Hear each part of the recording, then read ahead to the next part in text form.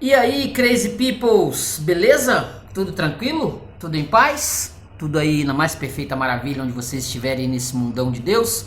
Tudo tranquilo? Aí, sei lá, em Sergipe, Mato Grosso, Rio de Janeiro, Bahia, Brasília, em Roraima, no Acre, lá no Acre, no Piauí, onde você estiver nesse mundão de Deus, nesse país gigantesco, ó, sinta-se acolhido no canal Paulo Dharma 1970. Se você também estiver no exterior, se estiver em Portugal, no Paraguai, na Argentina, no Uruguai, você que mora aí na Argentina, brasileiro que mora na Argentina e estiver assistindo esse vídeo, o vídeo de hoje é exatamente sobre uma persona, né? Uma pessoa famosíssima até hoje na Argentina, um mito argentino. Então, se você tá aí brasileiro, estiver na Argentina, estiver aí, não sai daí, fique aí, porque o assunto pode de repente te interessar, beleza? Então, para você que não me conhece, sou o Paulo do canal Paulo Dharma 1970, tá aqui ó, o meu Instagram, @PauloDharma1970. Curta o vídeo, se inscreva no canal, comente. Se você quiser, né, adquirir algum dos produtos que tem aqui nesse vídeo, que eu vou anunciar alguns livros aqui que te interessarem, você pode encontrar, né, na Amazon. Se você pode encontrar na Amazon, você pode usar o link do canal Paulo Dharma 1970, né? Vou deixar o link nos stories do Instagram e também aqui na descrição do vídeo, beleza? Se você quiser, ó, tá aqui na descrição do vídeo e também tá no story do Instagram, beleza? Vou agradecer a Deus, né? Porque eu não posso deixar de agradecer a Deus por essa oportunidade, mais uma vez, estar aqui no canal Paulo Dharma, né? Deus é que dá essa força, dá essa fortaleza para nós aguentarmos as durezas do dia a dia, a vida, né? A existência. Agradecer a nosso Senhor e Salvador Jesus Cristo, porque sem Ele nós não somos rigorosamente nada. Jesus é nossa força, Deus é nossa força e a nossa fortaleza. Só nele nós temos amparo para essas durezas pavorosas, essas coisas pavorosas que acontecem na nossa existência. Vira e mexe, vem aí, mas só o Senhor que nos dá esse poder de aguentar, né? Essa força para aguentar, beleza? Então curta o vídeo, se inscreva no canal, comente, compartilhe esse vídeo, passe esse vídeo adiante aí para outras pessoas terem contato com o canal Paulo Dharma 1970, beleza? Se você quiser também ajudar o canal, 988-290-767-91 é o Pix do canal Paulo Dharma 1970, beleza? Tá dado o recado?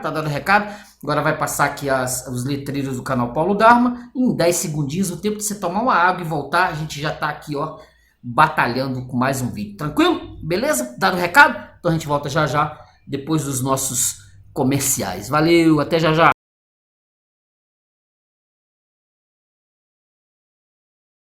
E aí, Crazy Peoples, e aí, pessoas, tranquilo? Deu tempo de tomar seu café, deu tempo de tomar sua água, tranquilo? Seguinte, há um tempo atrás, talvez ano passado, eu fiz um vídeo sobre uma personalidade da chamada história latino-americana, que assim, no Brasil não é tão...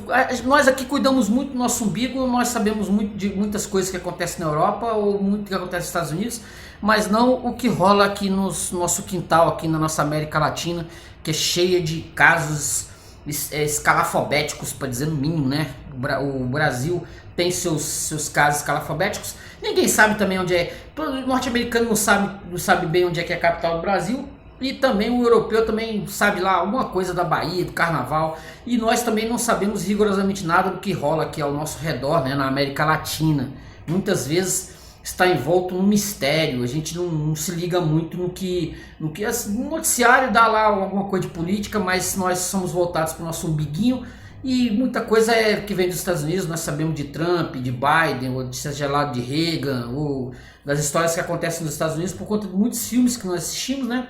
Nós assistimos muito filme, a gente pega muita série norte-americana, nós pegamos alguma coisa da Europa, mas geralmente da América Latina nós não mexemos muito e estamos assim, o cinema argentino, tanto o cinema argentino quanto séries argentinas, piorou, né? Nós não sabemos o que rola no Paraguai, Alfred Stroessner pra cá, e por aí. Foi nesse livro aqui que eu do Mário Vargas Llosa, né, A Festa do Bode, que eu há algum tempo fiz um vídeo. Você pode encontrar esse vídeo aqui tá no meu canal, né, A Festa do Bode, contando a história do Trujillo, né, do presidente Trujillo, que governou o país lá da Santo Domingo, né? O Santo Domingo por 30 anos, pelo menos, né? Então o Mário Vargas Llosa, Prêmio Nobel de Literatura, foi contar como é que era essa ditadura pavorosa, né, da República Dominicana, né, da chamada República Dominicana, como foi essa essa coisa assim do o governante, né? Eu não gosto não gosto das críticas que recebo, aí mando a pessoa que me ofendeu e dormir com os jacarés, né? Com os crocodilos, com os tubarões, vai jogava o indivíduo pros tubarão direto, entendeu? Beleza, né? E governou com mão de ferro. A República Dominicana era próspera, era amiga dos Estados Unidos à época, 1959, 1958, 60, amiga dos Estados Unidos. E aí eu lendo essas coisas, caramba, a América Latina é cheia, deve ter coisas assim que eu nem desconfio. Mas enfim, esse A Festa do Bode tem no canal.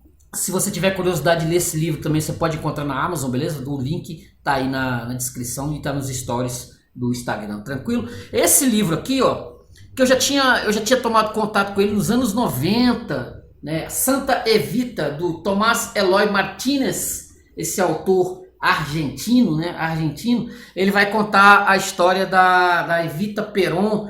Você já deve ter ouvido falar nela em filmes da Madonna, né? Don't Cry For Me, argentino. Provavelmente você que é fã da Madonna ou já, né, passou aí ao largo nesses últimos 30 anos, você ouviu falar que a Madonna tinha feito um filme chamado Evita, né? Que é baseada numa peça de teatro, Don't Cry For Me, Argentina, Evita, do Andrew Lloyd Webber e o Tim Rice, que fizeram uma versão que eu assisti há muitos anos atrás, uma versão choramingas, né, da Evita.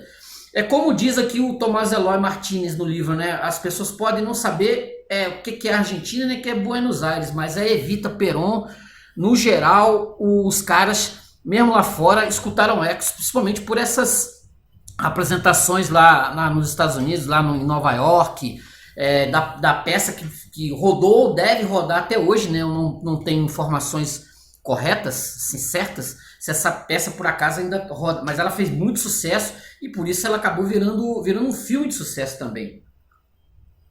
Acabou virando um filme de sucesso, onde, por exemplo, os norte-americanos tomaram contato com a história, né, da morte trágica da Eva Peron, ela com câncer, entendeu? E a população enlouquecida por ela, né, chorando, a santa, né? Ela virou uma espécie de santa, uma mulher assim que mesmo morrendo ela iria ressuscitar, ia voltar para salvar os pobres e os miseráveis argentinos. Nesse nível. Mas quando você toma contato com esse livro aqui, que ele é da década de 90, ele é publicado em 95, você vê as coisas mais escabrosas, mais terríveis que você possa imaginar com respeito à história de uma pessoa, né? Uma história de uma pessoa, de um ser humano, né? Que veio da miséria mais abjeta, mais completa, virou atriz de teatro, virou atriz de radionovela, né? Ela fez radionovelas naquela época, na década de 40, década de 30, 40, as pessoas elas escutavam muito rádio, então tinha muita novelização e ela foi atriz de rádio e também chegou a fazer alguns filmes bem obscuros, fez filmes que obviamente à época devem ter feito algum tipo de sucesso, mas que hoje só para fanático. Não há, assim, eu andei investigando para ver se eu tinha contato com algum desses filmes, mas realmente, talvez na Argentina. Aqui no Brasil o negócio talvez tenha rolado na década de 40, principalmente por conta do sucesso. A mulher foi capa da Time em 1947. Ela foi capa da Time e foi recebida também pelo Papa Pio XII, com todas as honras possíveis. A mulher era um fenômeno assim, porque a Argentina sempre foi um país diferente do Brasil, né? A Argentina sempre foi um país voltado para fora. Assim, o argentino tem fama de ser o inglês, né? Pelo menos era, né? O inglês o povo inglês na América Latina. Então, as coisas que a Argentina produzia, por exemplo, como o tango na década de 20 era o ritmo mais dançado, mais tocado na Europa, para você ter uma ideia. O tango. A Argentina, até por volta de 1930, era um dos países mais ricos do mundo. É um dos países mais ricos do mundo. Se quiçá o mais rico do mundo, entre 1900 e 1930. Entendeu? Eu não tenho dados, eu não sei dizer. Essa história eu já escuto há muito tempo e eu andei lendo algumas coisas a respeito no passado aí que me colocam isso como uma verdade. Só que uma série de crises, né? Justamente que vamos imaginar que comece lá com o Perón, né, o peronismo. Ela vai se delineando aí ao longo dos anos 50 com golpes militares, até chegar nos anos 70 com aquele golpe militar pavoroso, né, golpe militar mesmo, verdadeiro. Não esse golpe militar que teve aqui no Brasil, aqui de fanchada aqui, mas que onde desapareciam as pessoas, você recebia um telefonema na madrugada, você atendia, o sujeito perguntava, você é o fulano? E 5 minutos depois os militares invadiam sua casa, te pegavam, levavam para um lugar e desapareciam com você. Isso é, como eu falei, negócio do Trujillo lá, ó. Negócio do Trujillo, esses tipos de golpe militar. Não esses golpes militares que teve aqui no Brasil, aqui que... Ai, paciência, né? Então, ela foi uma atriz, ela se apaixonou ela teve um contato com um cantor de tango, ela queria sair da miséria, ela tinha esse intuito, e ela acaba tendo um encontro com o Perón, né? O Perón, sabe-se lá por que carregar d'água, né? Se apaixona por ela é bem visível, né? Primeiro na história.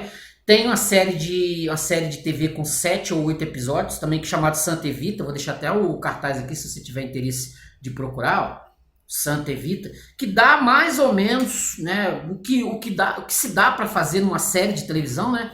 O que se dá para se fazer numa série de televisão, resumindo bastante, né, cortando bastante as coisas que o Tomás Eloy Martins conta nesse livro aqui, que vai, assim, só se você realmente não for ser humano, você vai ficar de cabelo em pé com a história da mulher que sofre de câncer. Ela teve um aborto, né? Ela fez um aborto. Ela andou sumida lá por volta de 43, 42, ela deu uma sumida, deu uma desaparecida, as pessoas não sabiam direito o que tinha acontecido com ela, mas o autor vai explicar que ela teve uma gravidez, essa gravidez ela foi fazer um aborto, e esse aborto foi o aborto mal feito, teve problema, arrancou o útero, foi uma tragédia o aborto. E isso teve consequências para a vida dela, que ela praticamente depois, obviamente, ela ficou com o Perón, mas por conta desse aborto ela acabou contraindo um câncer, entendeu? Ela teve um câncer e esse câncer no útero foi o que a matou. Teve uma anemia, né? Ela detectada logo em seguida uma anemia, e ela em 52, exatamente em 26 de julho de 1952, ela veio a falecer. Quer dizer, e aí que a história começa, né? Porque é o seguinte, a população argentina a tratava como uma mulher assim extraordinária. Uma mulher extraordinária, acima de qualquer... No Brasil nunca existiu nada nem sequer parecido. Como ela veio da miséria, ela tinha um sentimento de culpa,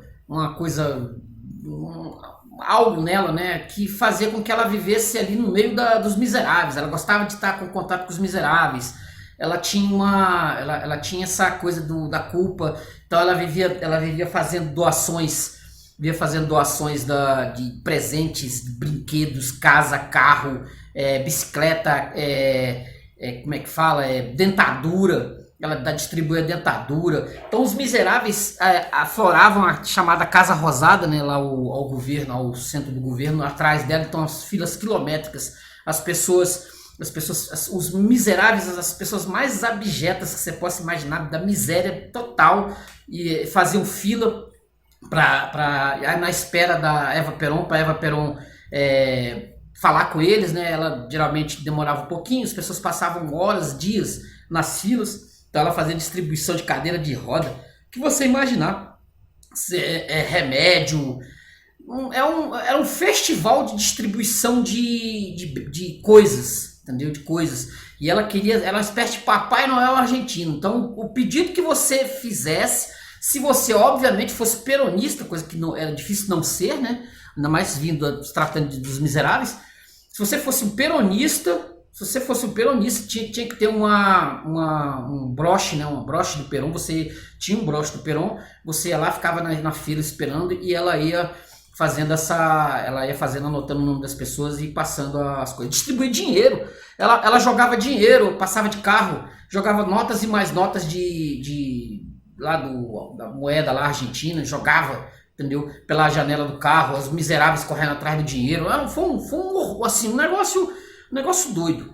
Um negócio doido. Obviamente, os militares não gostavam dela de jeito nenhum, os militares. Porque ela queria ser presidente. Primeiro, ela ser vice-presidente do Perón. Foi uma dificuldade para os caras aceitarem ela como vice do Perón. Porque aquela coisa, tem um marido, tem a esposa, entendeu? É demais, né? Os militares não viam com bons olhos, mas eles tinham medo dela. Os militares tinham medo dela, da figura dela, porque ela era intempestiva, ela era grossa, ela era grosseira no modo de falar. E ela dava descompostura em quem fosse, o militar de 5 estrelas, etc. Os militares tinham medo dela, xingavam ela de tudo quanto era nome, nas costas dela, entendeu? O mínimo que chamava ela de égua, entendeu? Que vai, para não ficar aqui, colocar aqui os palavrões, né, que os militares chamavam ela, que senão o YouTube corta o sinal do canal, se eu colocar aqui os palavrões, né? E ela, quando ela vinha a falecer, o Perón, ela já tinha pedido para o Perón para fazer um monumento, né? Um monumento lá na Praça de Maio, um monumento faraônico, né? Onde seria colocado o corpo dela, quando ela viesse a falecer, ela colocasse o corpo dela como se fosse uma espécie de faraó, onde as pessoas podiam adorá-la, uma deusa. E ela virou uma santa, virou uma deusa, entendeu? Dentro desse aspecto. E o Perón tem a ideia de mandar embalsamá-la. Chama um embalsamador espanhol, né, chamado Ara. Esse embalsamador, ele vai ter que deixar ela, quando ela morre, né, ele obviamente entra em contato rapidamente com o corpo, para não deixar ele se deteriorar, porque a morte vem e começa a azular tudo, né, empretejar tudo. Aí ele coloca os produtos e consegue durante algum tempo preservar aquele corpo, né? Ele preserva aquele corpo, sempre ali, passa uns 3 anos trabalhando no corpo, lá na chamada CGT, né, na Central Geral do Trabalho, que era onde o corpo foi parar, né? O corpo foi parar, e ele para preservar, porque como os militares queriam destruir com a Eva Perón, o corpo da Eva Perón, para que ela não virasse uma espécie de monumento, os militares estavam enlouquecidos com a ideia de tomar pegar esse corpo. Ele faz 3 cópias, idênticas, né? Um negócio assim, um trabalho de primeira. Ele faz 3 cópias para enganar os militares. Um militar chamado Moor Cunning, que é pode dizer assim, um dos personagens principais da história, quando ela morre, e lá para volta de 53, ele toma ciência do negócio e quer o corpo de volta. Ele faz uma marca debaixo da orelha da Eva Perón, né, do corpo. Tá lá numa espécie de um sarcófago de vidro, né? Se você assistir a série, você vai ver como é que era o negócio, ela lá estendida, né? E por incrível que pareça, ele acaba pegando o corpo, e esse corpo ele fica passeando para lá e para cá por Buenos Aires. Ele fica circulando, né? Ele fica circulando por Buenos Aires, porque eles não sabem o que fazer, não sabem se enterra, porque ficam com medo daquela de romarias, né? Chamada romaria, que vai ficar circulando por Buenos Aires para cima, fica circulando por Buenos Aires para cima e para baixo, recebendo ameaças, o tempo todo recebendo ameaças. A família desse Kenny recebe ameaças o tempo todo. A mãe da Eva Perón, ela quer porque quer que o corpo seja enterrado, e acaba passando uma procuração pro Ara, pro médico, né, que vai fazer que fez essa mumificação da Eva Perón, coloca lá faz uma procuração, também dá a procuração para esse Kenny também. E a mulher ela veio da miséria, com a filha rica, né? Porque a Eva Perón acabou deixando muito dinheiro no exterior também, porque eu não sei como é que sinceramente, é uma coisa assim, é muita grana. Eles conseguem rapar, né, o erário público, e tanto o Perón tinha muito dinheiro no exterior, que óbvio, o ditador tirando tem dinheiro no exterior, não tem como. Ela também tinha muita grana no exterior, muito dinheiro guardado, isso foi descoberto depois que ela morreu. E aí o corpo dela fica nesse vai e volta para lá e para cá, pela cidade de Buenos Aires. Há um golpe militar em 55, o Perón ele é deposto, os militares retomam, né? Tem lá um presidente lá militar, e esse militar quer que o corpo dela não seja destruído seja enterrado normalmente. E esse Kenny, ele vai tentar de todas as formas enganar os caras que estão, né, o ameaçando. Ele acaba desenvolvendo uma espécie de paixão pelo corpo cadáver mumificado da Eva Peron. Ele desenvolve, porque a imagem da Eva Peron azulada, assim, por conta dos remédios, por conta das coisas colocadas lá pelo Ara, pelo indivíduo lá, pelo taxidermista, né, pode-se dizer, né, um taxidermista. Ele colocou produtos no corpo dela que fazem com que ela fique assim brilhante, o cadáver fica bem... no livro, né, o Thomas Eloy disse que era um negócio assim impressionante. Você pode conferir isso na própria série. Então isso faz com que quem tome contato com o cadáver acaba desenvolvendo lá um tipo de... É como se apaixonasse pelo cadáver. E esse Cunning, ele se apaixona pelo cadáver, a vida dele começa a enlouquecer, a família, né, começa a ser prejudicada, ele não sabe o que fazer com o cadáver, ele fica obstinado, né, tem uma obstinação em preservar o cadáver, ele não quer enterrar, não quer fazer nada com ele quer colocar o cadáver, a múmia, na sala dele para ficar o dia todo olhando, né, o cadáver. Uma história bizarra. Ele coloca ele assim, para esconder dos perseguidores, ele coloca esse cadáver, leva para um cinema meio que desativado, né, e coloca lá o caixão lá, a urna lá atrás da tela de cinema.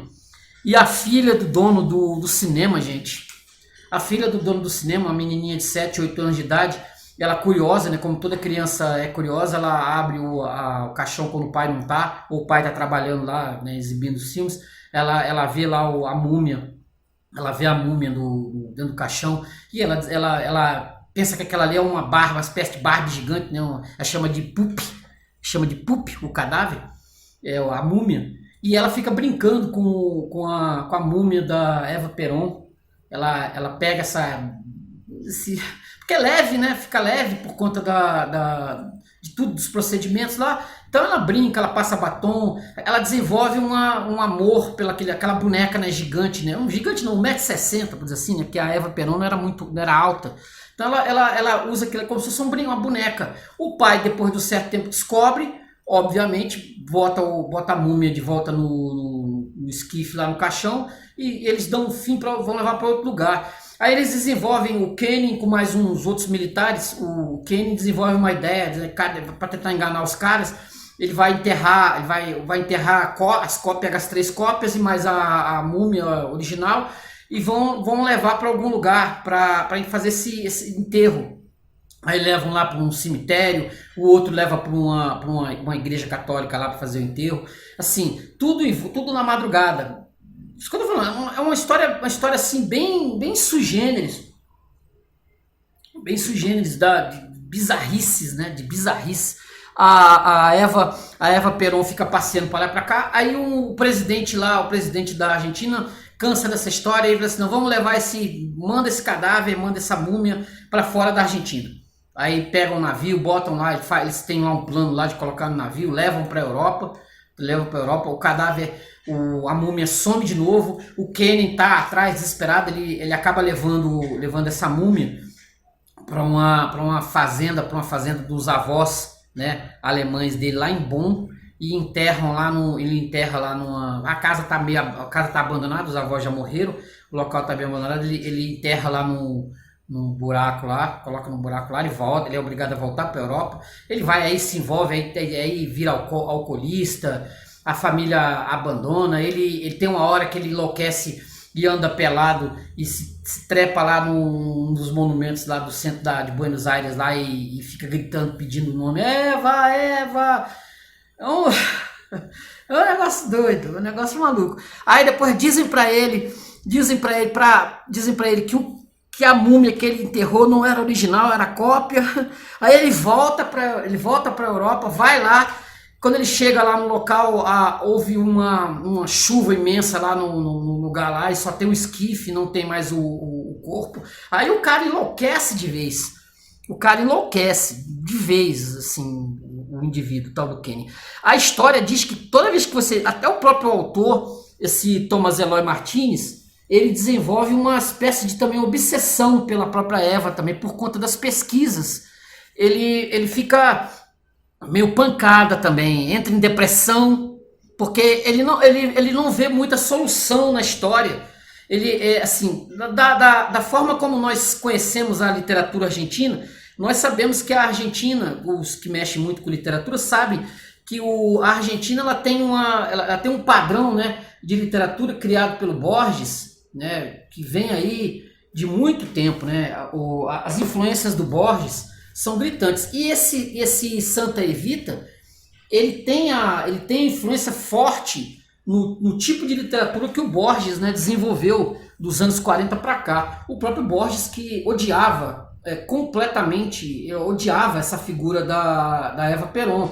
Ele, inclusive, no El Fazedor, né, tem um conto onde ele meio que desanca a Eva Perón, mas o próprio Thomas Eloy Martinez diz aqui no texto que se isso foi o projeto, se isso foi a proposta, se essa foi a ideia do Borges, foi mais uma homenagem, assim, mesmo que não sendo uma, como é que eu vou dizer assim, a intenção do Borges, né, homenagear a Eva Perón, ele acabou fazendo uma homenagem a Eva Perón, sim, mesmo que de forma, né, meio torta, mas acabou sendo uma homenagem. Na literatura argentina, o Júlio Cortázar também escreveu, né, sobre a Eva, Bestiário. Tem aqui nesse conto aqui nesse conto aqui do nosso queridíssimo Cortázar, que abre esse Bestiário, Casa Tomada, né, esse conto aqui vai falar exatamente da situação de Buenos Aires, da Argentina, onde os miseráveis estavam tomando tudo, entendeu? A turba, por conta da Eva Perón. Então ele vai fazer um conto, essa Casa Tomada, do medo que a classe média tinha dos miseráveis argentinos por conta da Eva Perón. Se a Eva falasse assim, vai, eles iam. Se vai para cá, vai para lá. Eles faziam o que ela queria. Entendeu? Como eu disse, ó, a própria história, ela tem de borgiana e tem também do Edgar Allan Poe, pode-se dizer. Entendeu? Porque é tão esdrúxula, é tão terrível, a história em si, ela tem sim, desagradável, como nos contos do Edgar Allan Poe. A influência dela vai aqui também, ó, Ernesto Sabato, Sobre Heróis e Tumbas. Vendo? Sobre Heróis e Tumbas. Da literatura argentina, hein? Ó, Juan Carlos Onetti tem um conto aqui nesse livro chamado Ela, entendeu? Que fala exatamente do dia que a Eva Perón morreu, a comoção, conto de 1953, vale a pena conhecer. Ó, Ernesto Sabato de novo, O Túnel, aqui ó, O Túnel. Você vê. A literatura argentina ela está impregnada da presença dessa mulher, ela está impregnada da presença espiritual, né? É como se pairasse sobre a Argentina.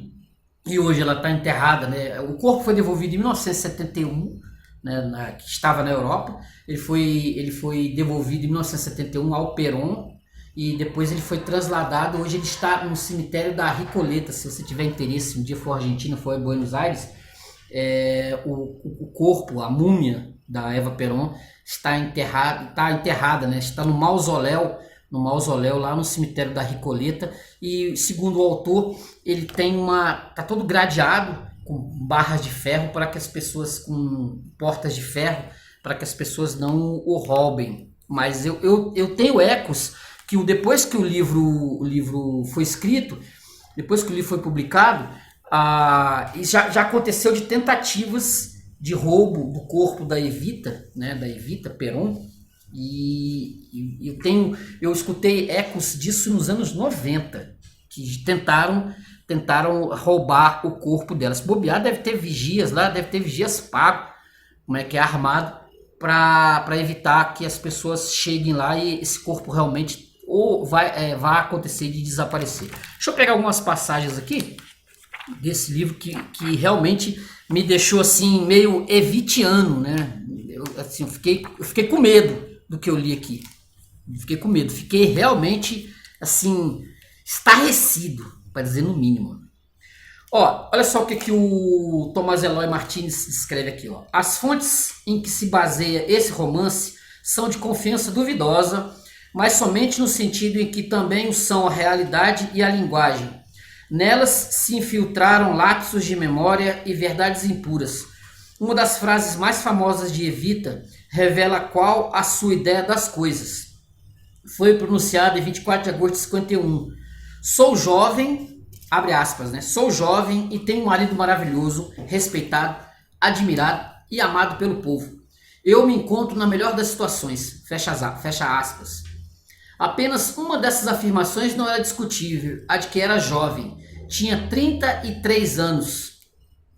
Nas outras, só Evita acreditava. Seu marido, àquela altura, estava sob ameaça de 2 conspirações simultâneas e ela mesma, naquela manhã, ouvira dos médicos a notícia de que sofria de anemia perniciosa e que deveria abandonar a atividade pública. Estava na pior das situações, faltavam 11 meses para sua morte.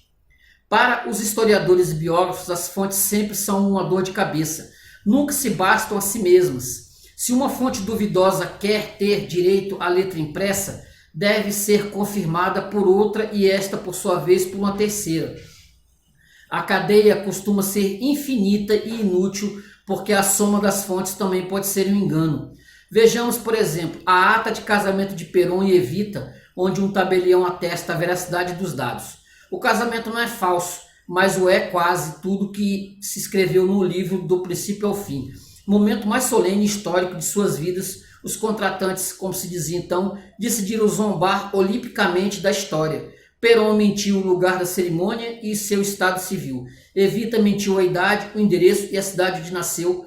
Eram imposturas evidentes, mas teriam que se passar 20 anos para que alguém as denunciasse. Em 74, no entanto, o biógrafo Henrique Pavon Pereira as declarou verdadeiras em seu livro Perón, El Hombre del Destino.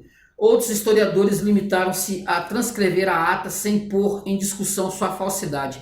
Nenhum deles, entretanto, cogitou perguntar-se por que Perón e Evita mentiam. Não precisavam fazê-lo. Evita aumentou sua idade em 3 anos para que o noivo não chegasse a ter o dobro. Perón fingiu ser solteiro por pudor de sua viuvez. Evita evitou ter nascido em Junín porque em Los Todos era filha ilegítima. Esses detalhes triviais não os incomodavam. Mentiram porque já não discerniam a mentira da verdade e porque ambos, atores consumados, começavam a representar a si mesmos em outros papéis. Mentiram porque tinham decidido que a realidade seria, a partir daquele momento, o que eles quisessem. Atuaram como atuam os romancistas. A dúvida tinha desaparecido de suas vidas. Deixa eu ver outra passagem aqui. Ai, viu? Meu Deus. Eu fui citando... Olha só essa aqui, né? Uma mulher alcança a eternidade. E aí ele vai explicar, né, o autor aqui. Quais são os elementos que constituíram o mito de Evita? Primeiro, ela subiu como um meteoro do anonimato de papéis secundários no rádio a um trono jamais ocupado por mulher alguma, o de benfeitora dos humildes e chefe espiritual da nação.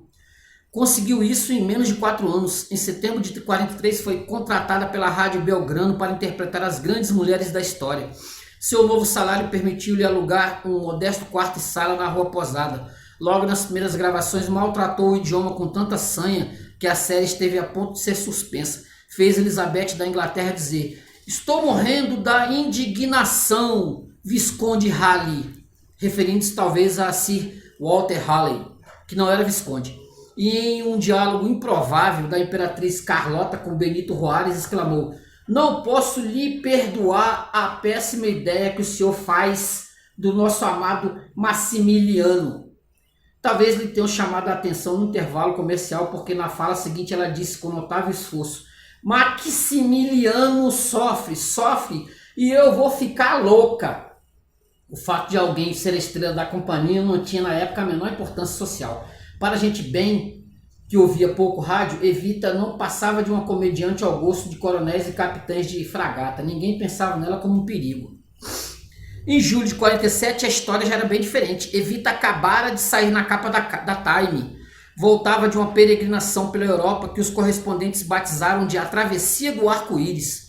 Não ocupava nenhum cargo oficial, mas onde quer que fosse era recebida por chefes de Estado, pelo Papa, por multidões. No Rio de Janeiro, penúltima escala de sua viagem, os chanceleres americanos foram dar-lhe as boas-vindas e interromperam a conferência de cúpula para erguer um brinde em sua homenagem. Aqueles que não tinham reparado nela como atriz agora a odiavam como ícone do peronismo analfabeto, bárbaro e demagogo. Tinha então 28 anos. Para os padrões culturais da época, ela agia como um macho. Acordava os ministros para lhes dar ordens nas horas mais impróprias, dissolvia greves, mandava demitir jornalistas e atores por vingança ou capricho para no dia seguinte devolver-lhes o emprego. Hospedava nos albergues milhares de cabecitas negras, que era uma das muitas expressões disponíveis no léxico argentino que nomeiam indistintamente, pejorativamente, os mestiços do interior e das periferias. Migrados das províncias, inaugurava fábricas, percorria 10 ou 15 cidades por dia, de trem, improvisando discursos dos quais chamava os pobres pelo nome, xingava como um carroceiro, não dormia, caminhava sempre um passo atrás do marido, mas ele é que parecia sua sombra.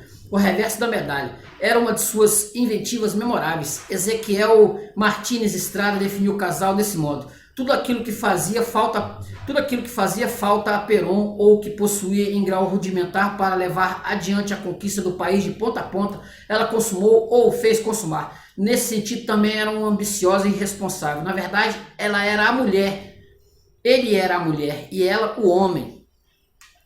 2. Morreu jovem como todos os grandes mitos argentinos do século, aos 33 anos.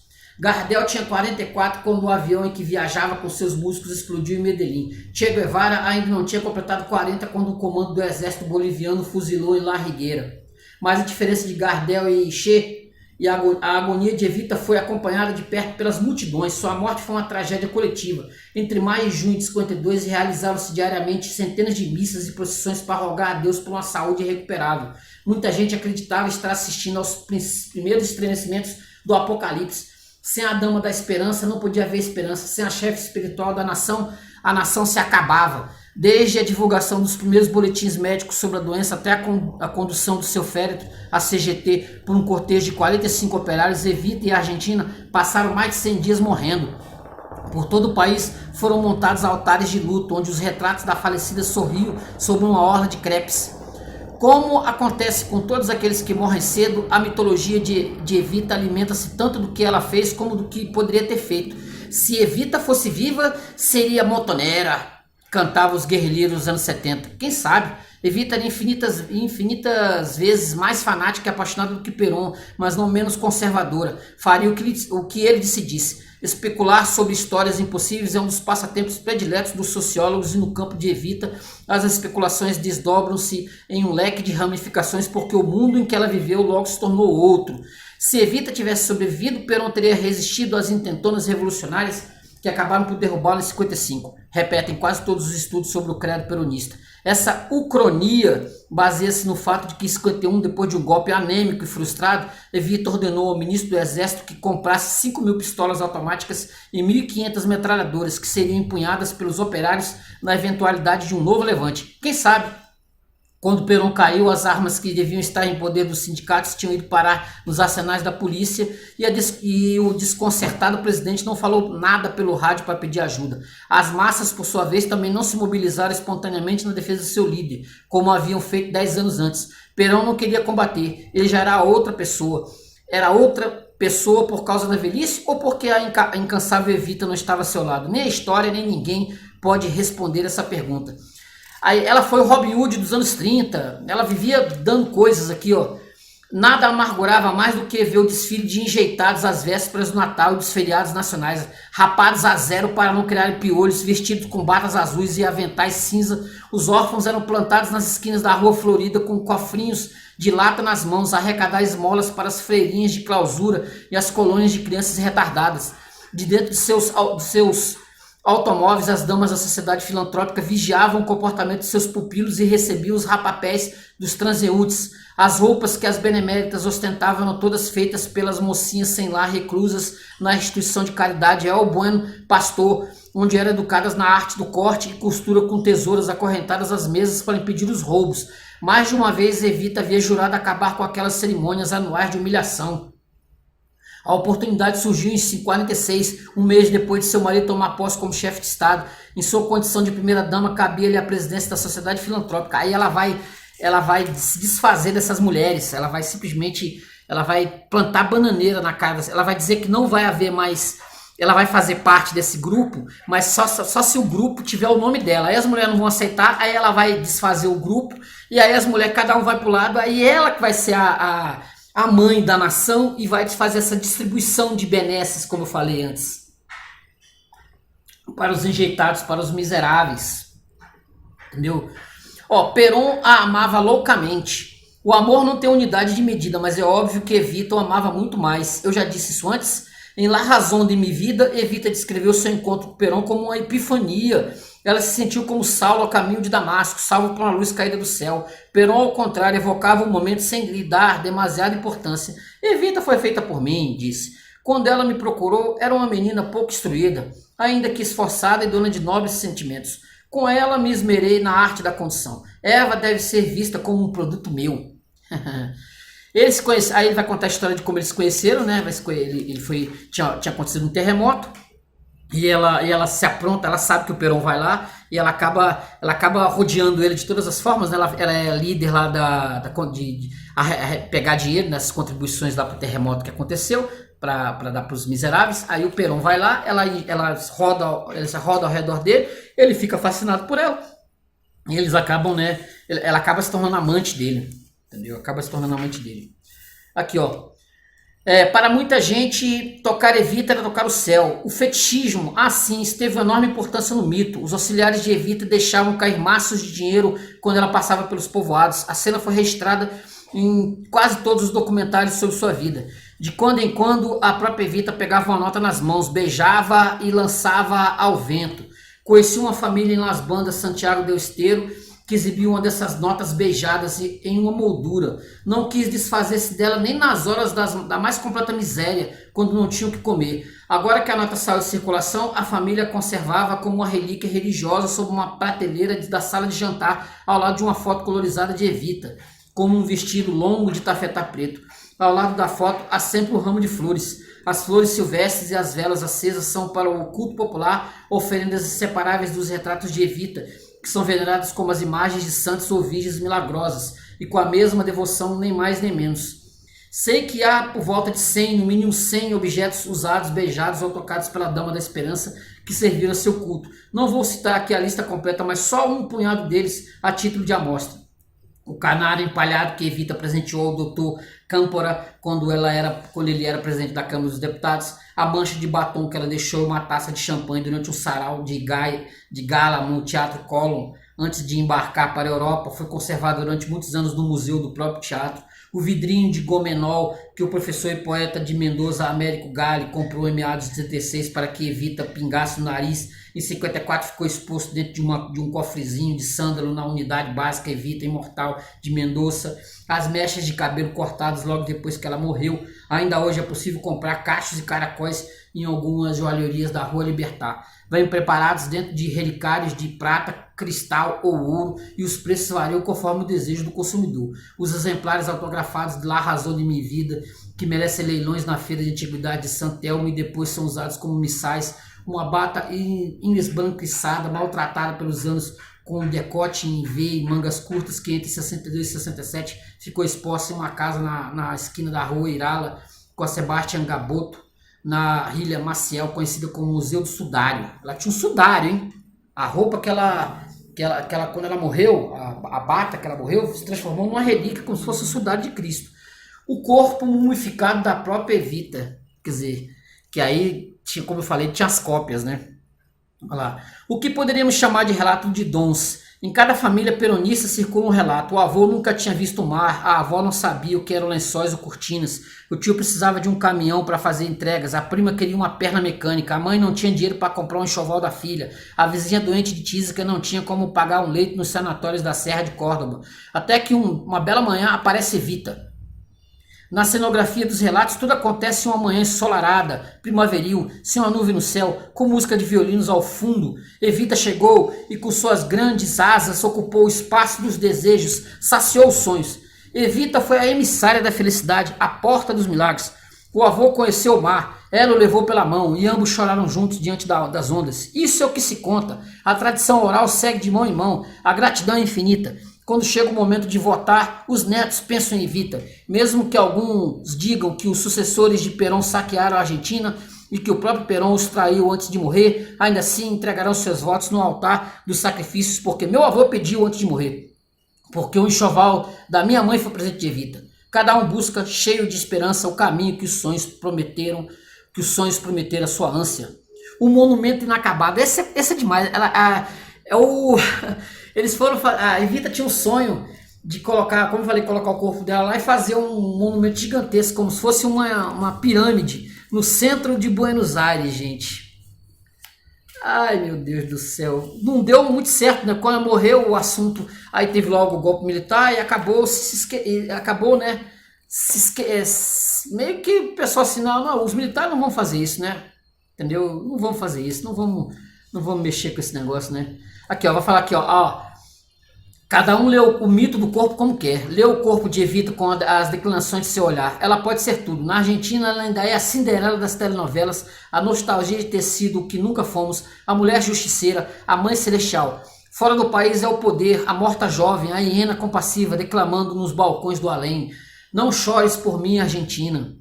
A ópera, o musical, qual é o nome disso? De Tim Rice e Andrew Lloyd Webber, simplificou e resumiu o mito. A Evita, que em 47 a revista Time declarou indecifráveis, agora se transforma em um artigo cantabile de seleções do Reader's Digest.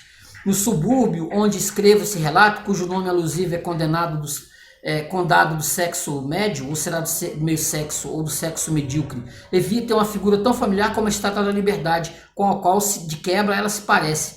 Às vezes, para me desanuviar do computador, saio dirigindo sem rumo certo pelas estradas desertas de Nova Jersey. Vou do Highland Park a Flemington ou de Maidstone a Woods Tavern, com o rádio do carro ligado. De uma hora para outra, canta Evita. Eu a ouço sair da garganta rascante da rapada Sinéad O'Connor. A morta e a cantora têm a mesma voz rouca e triste, a ponto de se quebrar em um soluço. Cantam as duas Don't Cry For Me, Argentina, com R's arrastados. Argentina! E ruminantes pronunciam Argentina, como se o G fosse um R da minha província natal. Eu estou atrás de Evita ou é Evita que está atrás de mim? Há tanto silêncio aqui nessa respiração sufocada do canto. O autor vai também pirando, né? Ele vai também pirando também. Ele vai, como eu falei, ele vai se descortinando aí uma história borgiana. Entendeu? Uma história borgiana. Não nega a influência de forma alguma. Entendeu? O texto aqui, ó.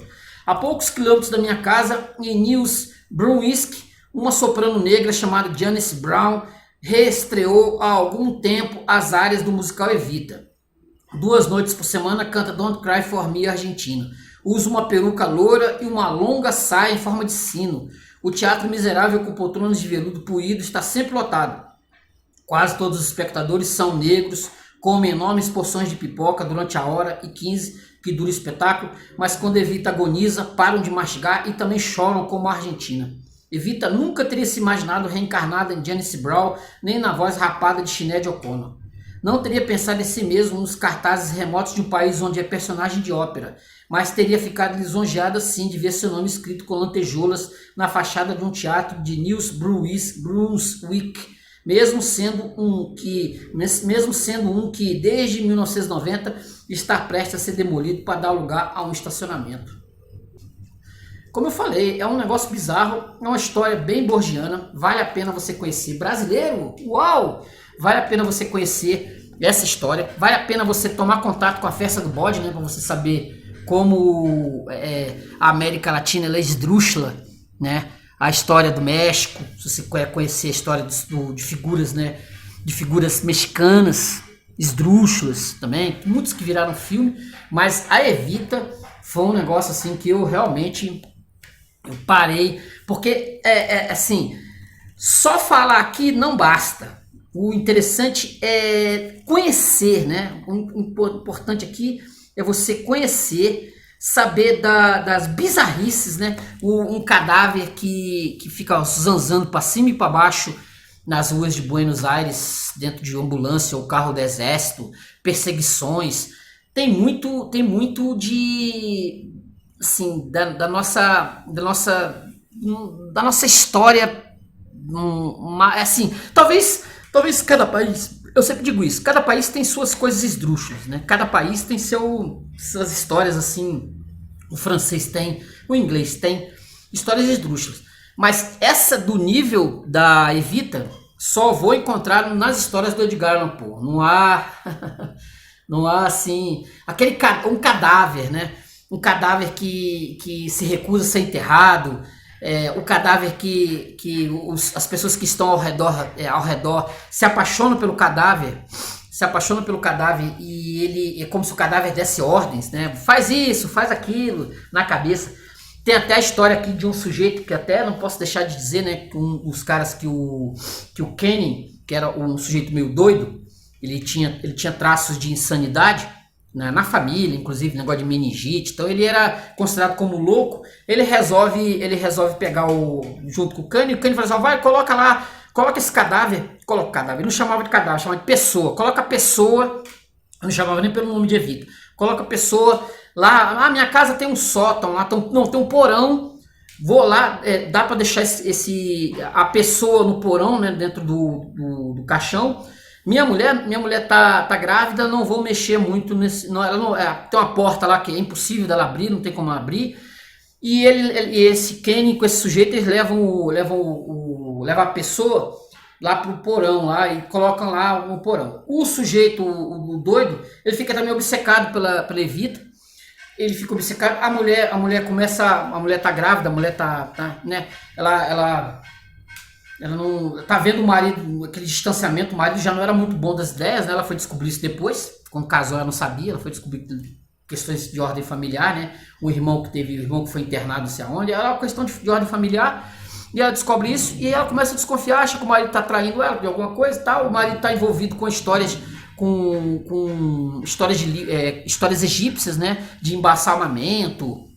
Tá lendo um livro chamado O Egípcio, que foi muito famoso nos anos 50. Tá lendo esse livro, ele tá invocando alguns artifícios, né, para tentar trazer a Evita de volta, assim, recitando o livro dos mortos, né, dos faraós, uma coisa assim. A mulher conta isso para a família, ela resolve tirar a cópia das chaves, né, o marido tá lá de plantão e ela resolve tirar a cópia das chaves para ver o que tem lá nesse porão. Assim, a história não se sabe direito o que foi que rolou, sendo que o marido voltou para casa. Ele estava de plantão, mas ele, obcecado pelo cadáver, pela múmia, ele volta para casa e dá de cara com a mulher lá nos porão. Pensa, a mulher chegando, tá lá no porão, aí chega o marido, e o marido doido. O que o marido faz? As histórias dizem que ele matou por acidente, porque ele achou que era um ladrão, mas os vizinhos ouviram os disparos e também chegaram a escutar uma voz dizendo: por favor, não me mate, gritando bem alto. E ele meteu bala na esposa grávida, matou a mulher. Ele pegou prisão perpétua lá, tal, entendeu? Mas ele matou a mulher por conta dessa obsessão. Como eu falei, esse Kenny também acabou com a vida dele por conta do contato com o cadáver. Vai saber, né? Vai saber. Esse livro é extraordinário, vale a pena você ler, vale a pena você conhecer. Santa Evita vai contar algo que é da história argentina, né? Que tá até hoje aí, 2023, 2024, 2025, está aí na história argentina, que vale muito a pena conhecer e vale também a pena você, né, assistir a série, que tem aí a série argentina, tem nos streamings perdidos aí, eu acabei descobrindo. Vale muito a pena dar uma assistida. Se tiver em DVD, se quiser adquirir, né, por meio do canal aqui, do canal Paulo Darwin 1970, se você quiser adquirir, deve ter para vender por aí na Amazon, provavelmente. Se você dar uma procurada, provavelmente vai encontrar. Compre os livros, né? Ou se você quiser comprar esse livro pela Amazon, tá vendo? Thomas Eloy Martins, Santa Evita, e todos esses que eu citei aqui no canal, tem na Amazon para você adquirir. Juan Carlos Panetti, que tem um texto aqui, ó. Vou até mostrar aqui para vocês aqui, ó. Ela, aqui, ó. Olha que bacana. Esse texto aqui fala exatamente sobre a Eva Peron. Ela, esse aqui, ó. Tá vendo? Vale muito a pena você conhecer essa história. Vale a pena mesmo. Ernesto Sabato, aqui, ó. E, obviamente, o nosso caríssimo Jorge Luiz Borges, que esse dispensa apresentações. Tem até vídeo no canal de alguns desses livros que eu citei aqui. Beleza? Então, ó, eu falei um pouquinho desse Santa Evita, do Tomás Eloy Martínez. Esse livro extraordinário que vale a pena você ler, vale a pena você conhecer. Beleza? Eu dei só uma passada, porque tem muita história aqui, muita história. Se eu ficar aqui, eu vou lembrar de histórias e o vídeo vai ter assim mais de 1 hora, fácil. Beleza? Então curta o vídeo, se inscreva no canal, comente. Tomás Eloy Martínez, Santa Evita, esse romance fabuloso, borgiano, para dizer o mínimo. Tranquilo? Beleza? Então curta o vídeo, se inscreva no canal, comente. A gente volta semana que vem com outra historinha, com outra resenha, com outro resumo aqui bacaninha de livros da Azureia. Beleza? Valeu, gente. Até a próxima. Tchau, tchau. Valeu.